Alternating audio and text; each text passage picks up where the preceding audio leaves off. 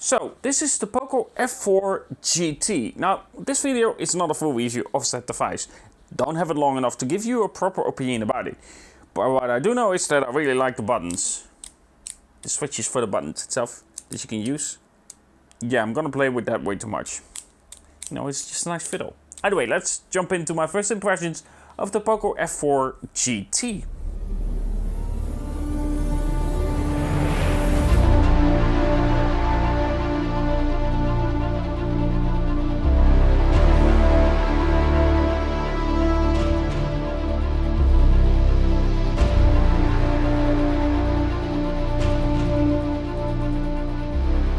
So one of my favorite devices, especially for the budget last year, was the Poco F3. A really solid contender when it comes to just having a phone that performs well in almost every segment. Of course, there were some features missing, which this one also has, especially for a gaming phone, but we'll get into that a little bit later. But overall, the Poco F3 was a really solid contender last year, and I think it's one of my favorites for the budget. However, today we get the Poco F4 GT. This is of course a gaming orientated phone. This means, for instance, that we do get a look that is very different than your normal regular phone. You got some nice accents on the back, of course you got some LEDs around the camera as well, and just the design itself looks quite a bit different. Also, what is really nice is that you actually have buttons that work on the side. For instance, for triggers, for when you're playing a shooting game or whatever, you can use that. Those buttons can be set up to any location on the display in, of course, the system itself. So for instance, if you are playing Fortnite and you wanted to start building, you can set that up and press that button to then make it work.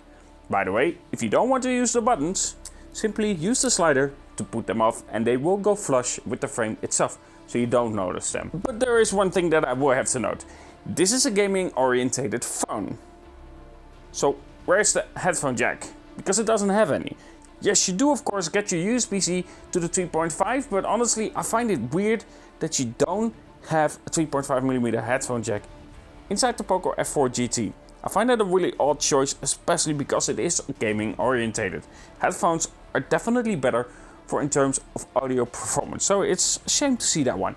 But let's talk about gaming experience, because you know, it's a gaming phone. Why not? So there are several games that I'm trying to play on it. Especially for instance games like PUBG. I know they are very popular in terms of experience on mobile devices. PUBG Mobile is running really well on the Poco F4 GT. Especially with those buttons, it definitely helps when you are shooting at a target and just not having to calculate where you press your finger. Of course, at some point it will become a bit more natural, but overall I think it definitely helps when it comes to gaming and having those buttons up there, especially when it comes to shooting games. The racing games maybe less so, but when it comes to shooting games I definitely see an improvement overall in terms of use. But of course, while being a gaming phone, it is still a phone. There's more to talk about. For instance, the camera setup itself. Now I'm not gonna dive deep into it just yet, because I need to experience it a little bit more. But the camera system isn't bad by any means. However, you do still have that useless 2 megapixel sensor, which shouldn't be a thing anymore. But in day-to-day use, I think the camera is fine. It doesn't excel at anything, but it works well enough. In low light it performs decently well. However, the ultra wide of course is a little bit less compared to the main sensor, but overall I would say in terms of camera performance it's actually pretty solid. It's not gonna wow you and it's not gonna be the best for the price itself, but for a gaming phone I will have to say that the camera is actually quite capable, including in low light. But of course we also have a display that we have to contend with, because well, you're gaming and you want a good bright display. Of course it's an AMOLED display and it does get bright enough. It's now getting more and more warm in the Netherlands, and probably then later on the day it's gonna rain for some reason.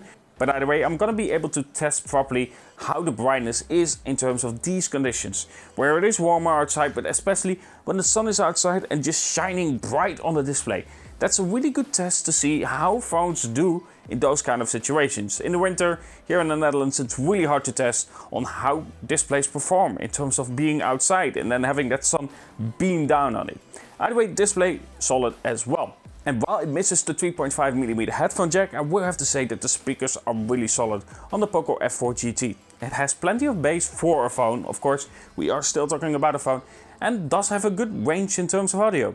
So far, the Poco F4 GT does seem to be performing well, and I still have to test it a bit more for my full review, But I think it's an interesting concept, and I think Poco has done a good job so far with the Poco F4 GT. Either way, the Poco F4 GT, I'm gonna test it a little bit more, so stay tuned for a full review in about a week or two or something like that, and see how it performs in the long run. But overall, I think so far it is a solid contender for being a good phone again from Poco.